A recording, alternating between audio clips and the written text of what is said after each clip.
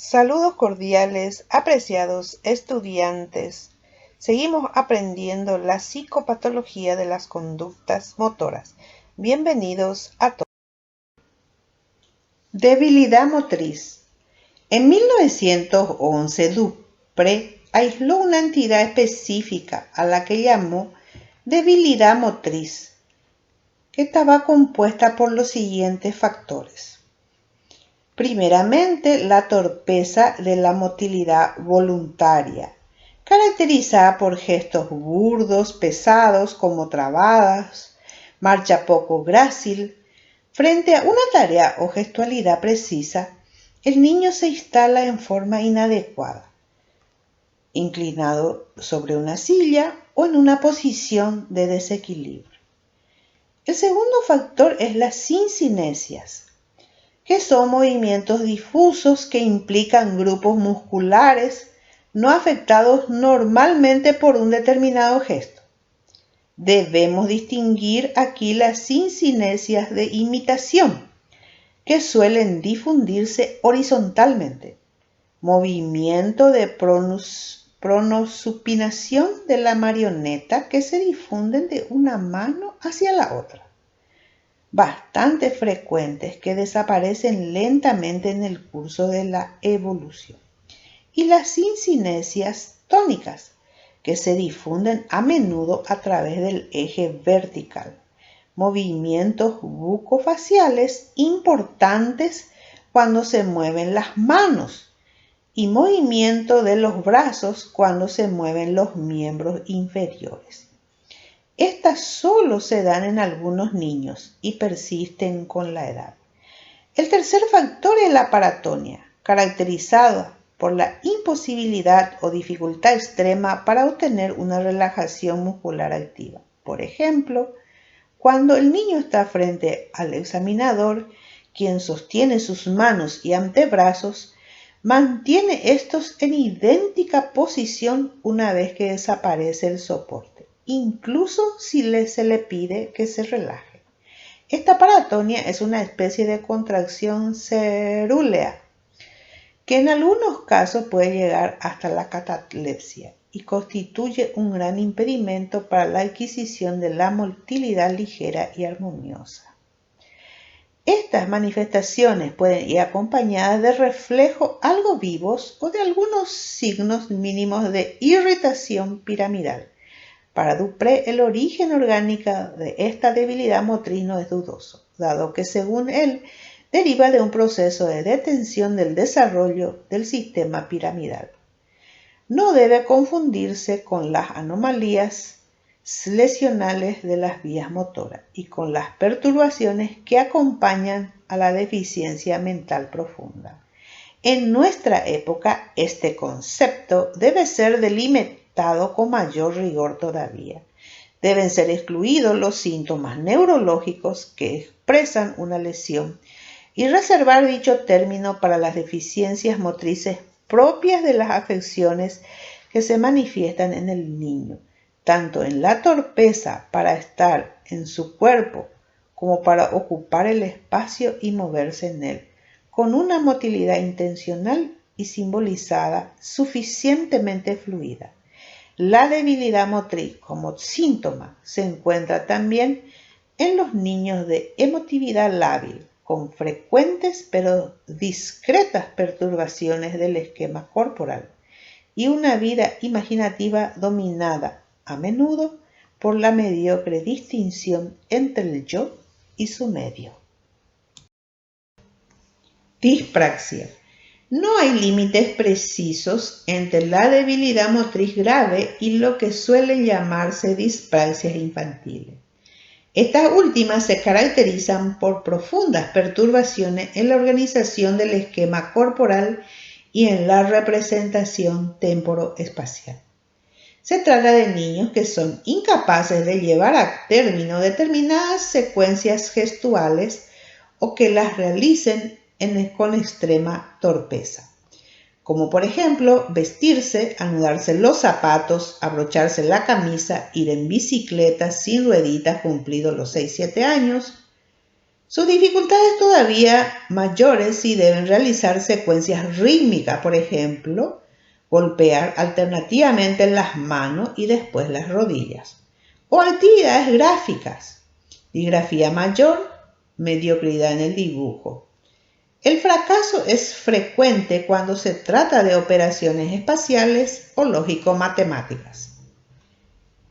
La exploración neurológica es casi siempre normal. Las pruebas de imitación de gesto, de designación de las diversas partes del cuerpo, suponen un fracaso total o al menos parcial.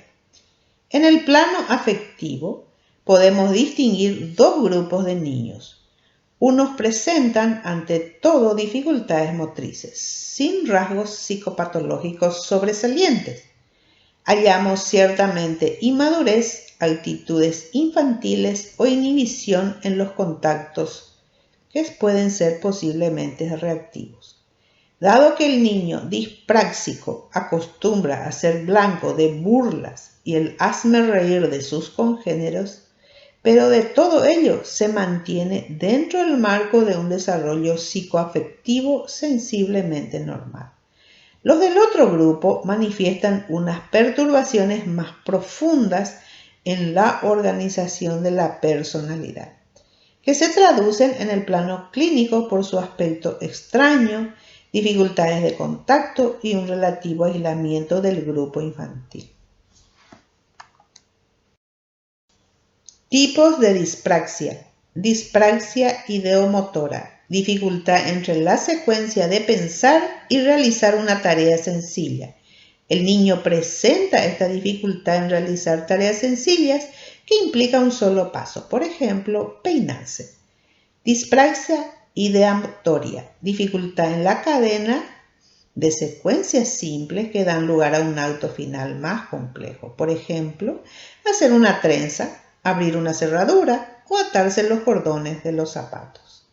Dispraxia oromotora o del habla. Están afectados los músculos fonatorios, ocasionando problemas de pronunciación de palabras o sílabas, dando problemas en el habla.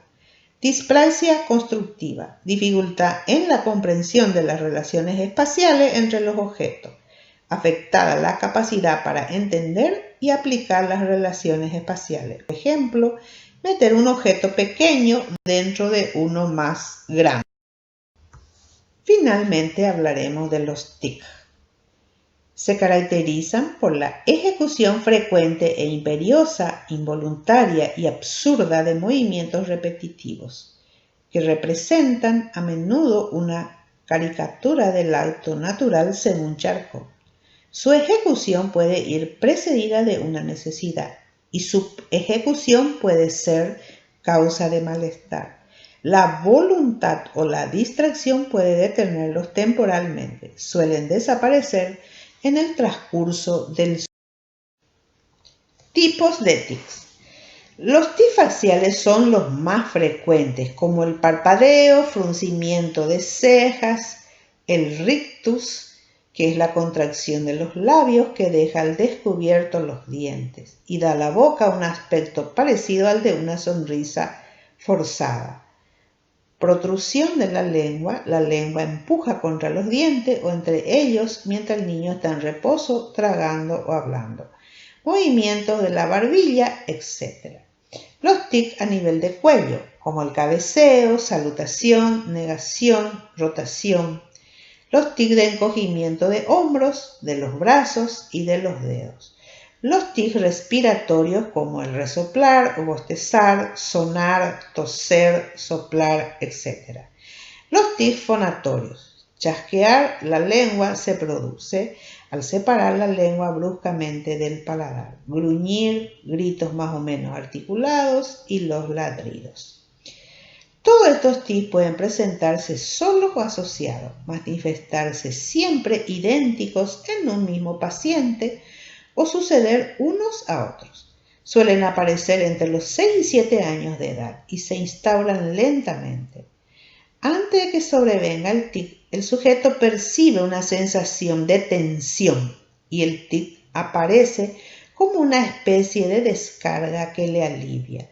No es raro que la vergüenza o el sentimiento de culpabilidad acompañen al tic, sentimientos que pueden verse reforzados por la actitud del entorno. Hay que distinguir los tics de otros movimientos anormales que no poseen ni su brusquedad ni su aspecto estereotipado. Hablaremos en este momento del síndrome de la Tourette. Para que una persona reciba el diagnóstico del síndrome, debe cumplir los siguientes criterios: tener 2 o más tics motores, por ejemplo, parpadear, encoger los hombros, y al menos un tic vocal, por ejemplo, tararear, aclararse la garganta o gritar una palabra o una frase, aunque es posible que no todos ocurran al mismo tiempo. Con el fin de entrar un poquito más a los trastornos del tic, les invito, queridos estudiantes, a ver la película completa que van a encontrar parte promocional en este link de YouTube. Conclusión. Los trastornos motores que en muchas ocasiones pueden presentar nuestros niños y adolescentes, es muy importante a la hora del diagnóstico realizar un diagnóstico diferencial para un mejor abordaje terapéutico, especialmente en el contexto escolar. Luego de sumergirnos en el contexto de estos trastornos, responderemos a estos cuestionamientos.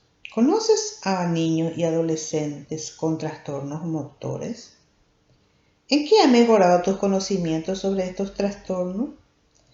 ¿Cuál de estos trastornos te gustaría debatir en el foro?